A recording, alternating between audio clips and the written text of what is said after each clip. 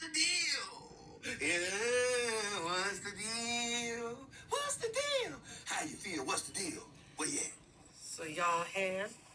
Y'all like inspiration? Y'all like motivation? Denise Camille? Y'all like inhalation? Denise Camille? Y'all know I gotta make up a few words here and there, but who y'all here with? Ventilation and Denise Camille. Under the act, but we not playing no games. We're not into games. We don't like Sega, PlayStation, or Xbox. So y'all here with Dilate the Dialogue with Denise Camille. Dilate the dialogue. We gotta open up, not them legs, but the minds. Denise Camille. Cause I know y'all trying to find y'all strength. Denise Camille. Intertwined with the life of me. Denise Camille.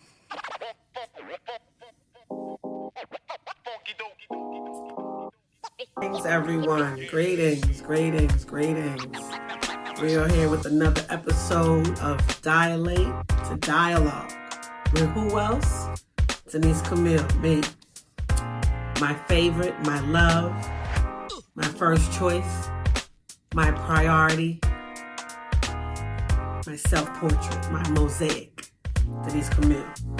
Today's episode, I want to go into a little more of an individual topic, more of a purposeful self-awareness, which y'all know I love, my relationship with self-awareness. We're always assessing our thoughts, actions, and emotions. I want to talk about today's topic, and I'm going to read it out because I want to make sure I get it correct. Respected you when I rejected me. And I'm going to say that one more time. I respected you when I rejected me. I respected you when I rejected me. And of course, my mind is like racing into so many different avenues, but yet it's coming to the same crossroads in the road, right? I respected you when I rejected me. So I'm looking at it from a mother to child perspective, a mate to mate perspective. Those are the only two that I see valid. And it's also, I can say, an ego to will perspective, self on self, right? So when we talk about I respected you when I rejected me, I'm going to go into the mother to child perspective. And of course, that to me, every angle discusses one topic or one word. And to me, that's voice, right? So that's the, I don't want to say the trigger word, but that's the pineapple word for the night, which is voice, right? Because as a mother to child, when you respect your mother, you reject yourself. You reject your voice. Why? Because you believe that what the parent, most times mother or father, you can go with either or, you respect them so much, you don't know who you are. And I don't know about everyone, yet for me, from a Western upbringing background, from Trinidad, our upbringing is more out of tradition and culture, right? Even though I was raised in Far Rockaway, New York. Okay, I'm not doing too many shout outs today. I remember writing my biography for an event that was being hosted, and I had to address both. Even though I was raised in a household of tradition and culture from Trinidad, I was also raised in the environment outside the house of America, which is, to me, freedom and choice. So I had tradition, culture, freedom, and choice that had to be collectively cohesive for completion of care, which is myself. Needless to say, it's been a route that it's not your linear, go from point A to point B and you'll get there. No, You got to go down Avenue C and get to the back roads of D and find yourself on a country journey to Johannesburg, just trying to find out where exactly am I going and why am I here? Because a lot of that tradition and culture is based out of fear, right? So going back to the parent to child, it's I respected my parents to the point where I didn't know myself. Let me say that again. You respected your parents so much out of fear that you didn't know yourself because you wanted to make sure that they were happy. You wanted to make sure that they weren't embarrassed. You wanted to make sure that what you had going on was not as important as what they had going on, right?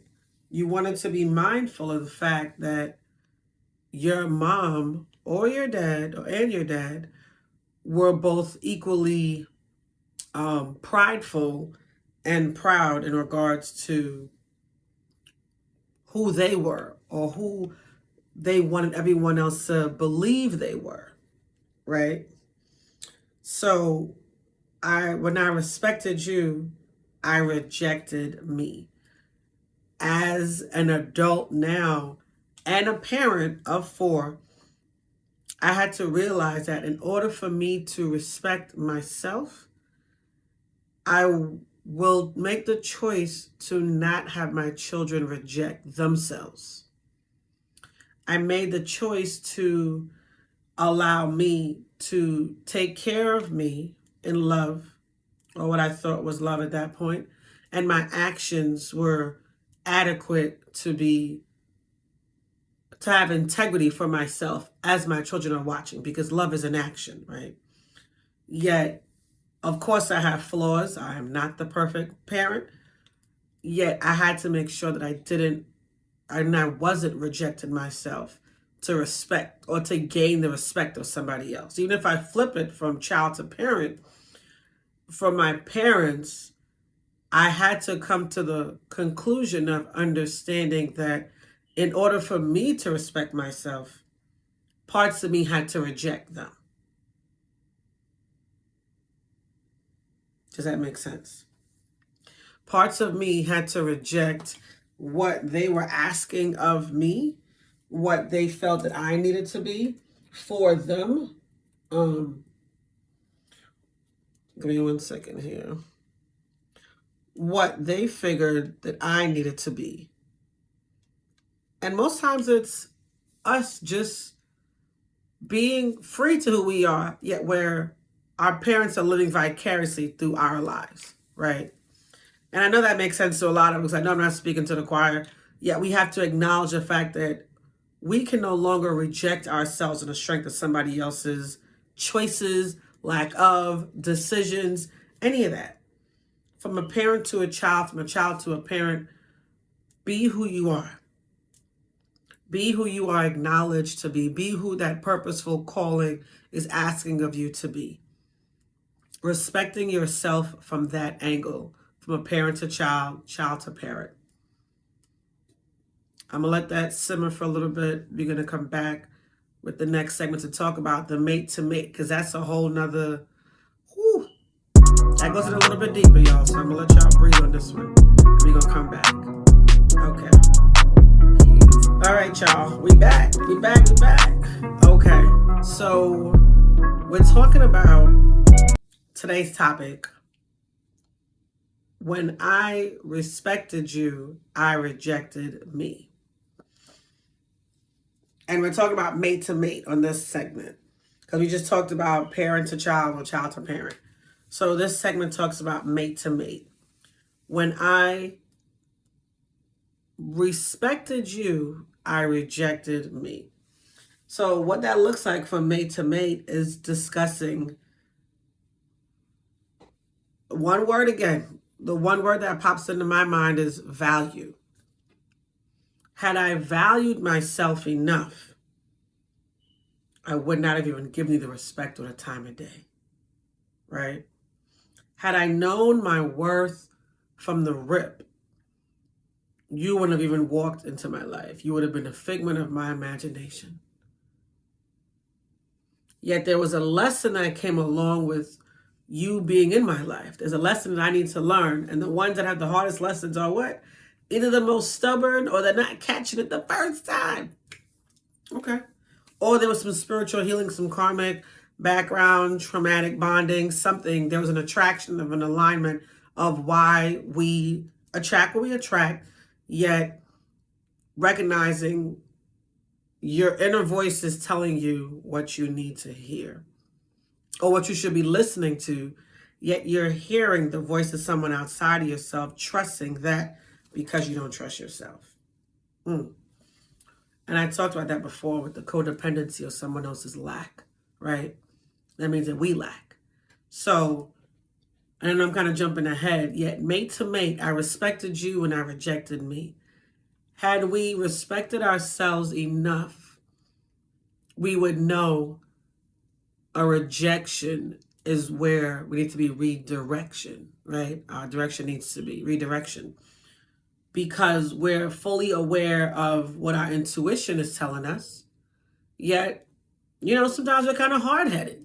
And we want to be able to cater and change and cuddle and, be able to mold something that's not for us to mold. Because again, the only three things that we're capable of changing is our thoughts, our actions, and our emotions. And we all have intentions and intuition. With intuition is hearing, with discernment is application of what you've been told. And that's from the inner. It ain't got nothing to do with outside in this physical realm. I'm talking about the spirit realm. We all have those, people call them voices, those spirits, those spirit guides, those angels, ancestors, universe, whatever your connection is, higher power. It speaks to you. Just like in the Christianity song, speak to my heart, Holy Spirit, give me the words that will bring new life, words of the wings of the morning. You know what I'm talking about. I'm not going to continue singing. Yet those words, those voices speaks to our heart. It speaks to that inner calling that we have, right? Those mates that we're recognizing, most times we are aware of what we're dealing with. We're just trying to sugarcoat and say, no, that's not it. We're going to put frosting on it. It's like makeup, the devil's frosting. We're just going to, no, that's not it. That's not what you're going to look like. Yet we're doing that because we don't want to subdue to the fact that there's a lesson here. It's a lesson of growing strength, of growth. If it's not a blessing, it's a what? It's a lesson, y'all. Come on. So this mate to mate, when you respect someone else, you're giving them your worth. You're giving them your value. You're enabling them to be less than, yet in your eyes, you're filtering it to see them as greater than. And in reality, you're the gift.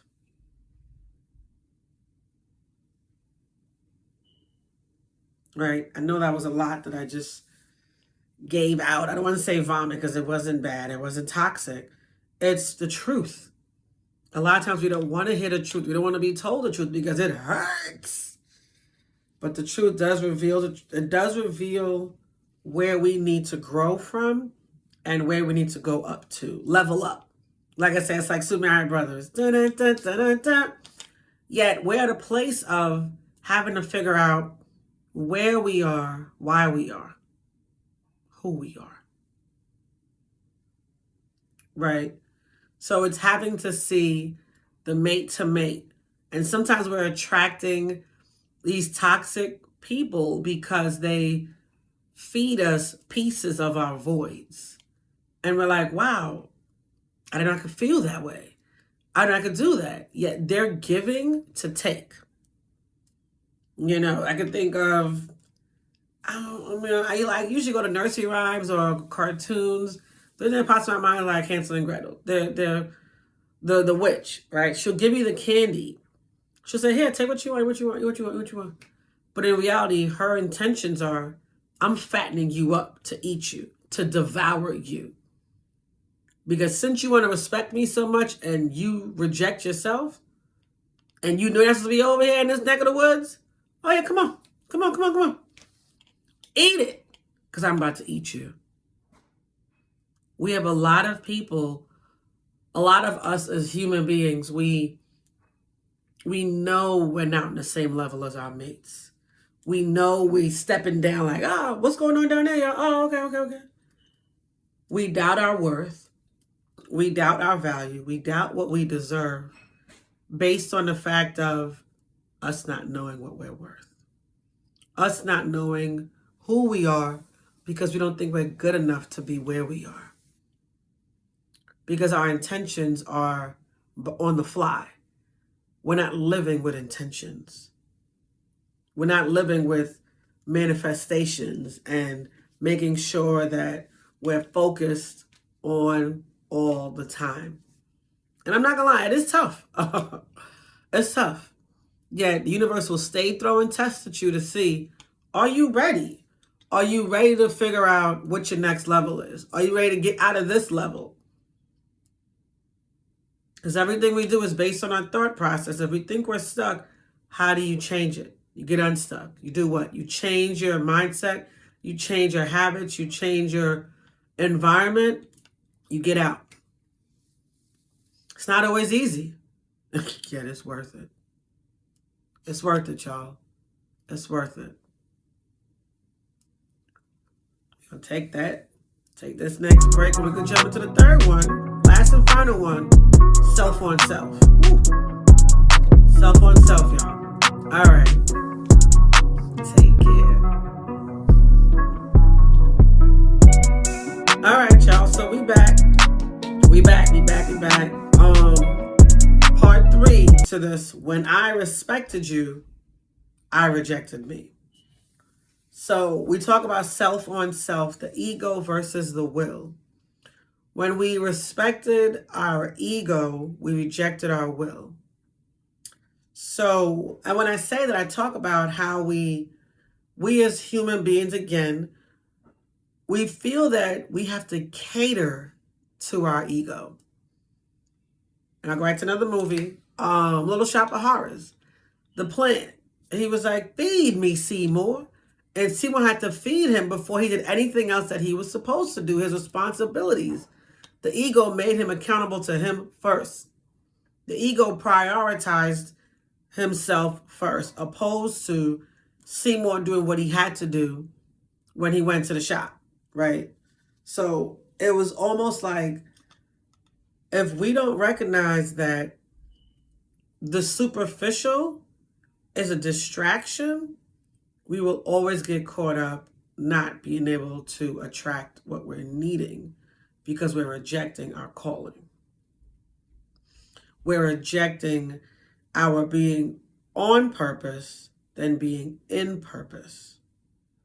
You know, some of us think that we're here purposefully, yet we're not knowing what our calling is because our mind is wrapped around this or that, other. So we have to, again, those 3 things we can control: our thoughts, our actions, and our emotions. When we control those things, we're able to bring the respect to the will and reject the ego. We respect the higher consciousness within ourselves and reject the lower vibration, because we can control, we can calm the storm of the sea, anything. We have tongues. Those are weapons of warfare. We speak it. If only you knew how powerful you were. Don't be afraid. There's no need to reject yourself any longer. If you know you got to get out of the situation within your own mindset, journal it. Talk to somebody. Call me if you need to. I'm a holistic counselor. Yet what I would say is do the work. Do the work if you can by yourself, because you're going to do it by yourself anyway, because healing is a one-man show. It's a one-person show. You're going to have to take that time to sit with yourself. It's not easy. Yet it's worth it. You're worth it. You're worth knowing how much better you deserve in this life. You're worth healing. You're worth being forgiven. You're worth cleaning yourself and detoxing your mind of all those events in time. Take that time to heal.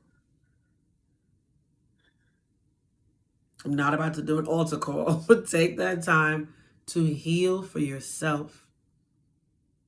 Do the work. Do the work. When that shadow work comes at your front door and you can't close the door on it because they got their foot right in the door like, it's time. It's been time. You got to deal with us. We here. What you going to do?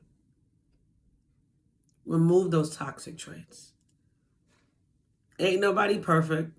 I'm tired of women blaming men. Oh, it was her. And why do you think you attracted them? Or men, oh, she's crazy. Why is she crazy? When you met her, you didn't see it? You didn't feel she was crazy? Your manly intuition didn't kick in? It didn't tell you something? This is why I'm so big on relationship with self. Being aware of what you need to see within yourself. Checking yourself. Even after you do the healing work, excuse me, here comes some more tests from the universe. Oh, okay. You ready to date? Oh, okay. Let's see what you're going to see. Let's see what you're going to attract. Let's see what boundaries you put up. Right? Because we all know we can do great things at what we choose to do. What we choose to prioritize in our life. What we choose to see as greatness or abundance. Right? We choose these things. We choose these things because we need to make sure that we're making ourselves look good, feel good, smell good, taste good, all of that. At the end of the day, is that for your calling? Is that for your greater good? Is it?